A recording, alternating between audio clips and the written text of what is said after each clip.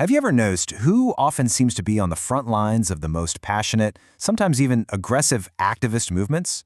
Well, commentator Claire Lama has a theory about that, and today we're going to unpack it.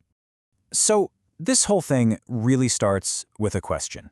It's a question Lehmann herself asked based on what she was seeing at protests. She wondered, why does it seem like young women are so often leading the most militant activist groups? That's the core puzzle we're going to explore. Now, to get to the bottom of this, the theory doesn't just look in one place. It actually pulls from two very different fields. It combines an idea from evolutionary psychology with an observation from sociology about how groups behave. Let's see how they fit together. So let's start with pillar one. This is the psychology piece of the puzzle.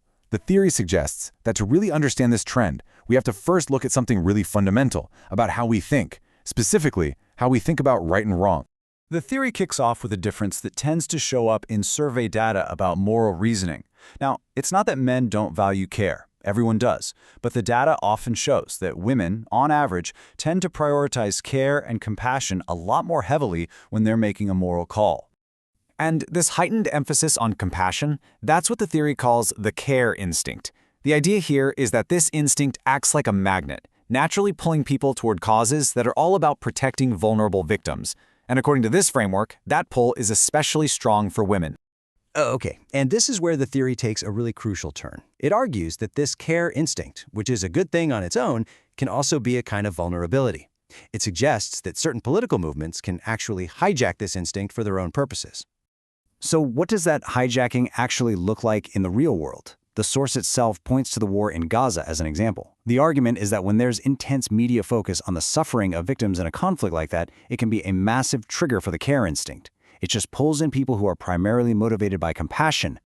All right, so that's the individual psychology part. That's pillar one. Now let's switch gears and look at the second pillar, which zooms out from the individual mind and focuses on the dynamics of the group. So here, the theory shifts to group behavior. It suggests that female-dominated social circles often have a different primary goal, prioritizing group harmony and consensus above almost anything else. The main thing becomes just getting along and keeping the peace. So how does this actually work in practice?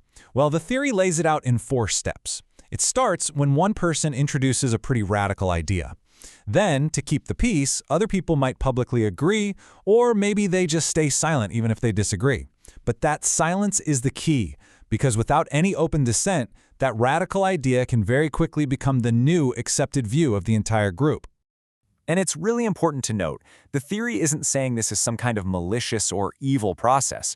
It's framed more as a natural social dynamic that actually comes from a good place, that desire to keep the group harmonious.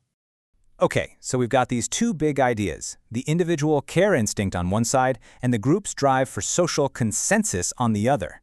Let's see how the theory weaves them together. When you put it all together, the theory looks kind of like this. The care instinct creates the opening. It makes people susceptible to political messages that are all about victims.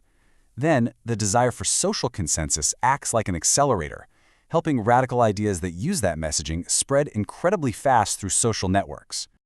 And this brings us right back to the original question. The theory's final claim is that this powerful 1-2 punch of psychology and sociology is what has allowed what it calls hard left radicalism to become so common in some female friendship groups and institutions. So that's the theory in a nutshell. It's one possible lens to look at a pretty complex modern phenomenon. The final question it leaves us with is this. Whether you find this whole framework convincing or not, what other social trends might it make you see in a totally new way?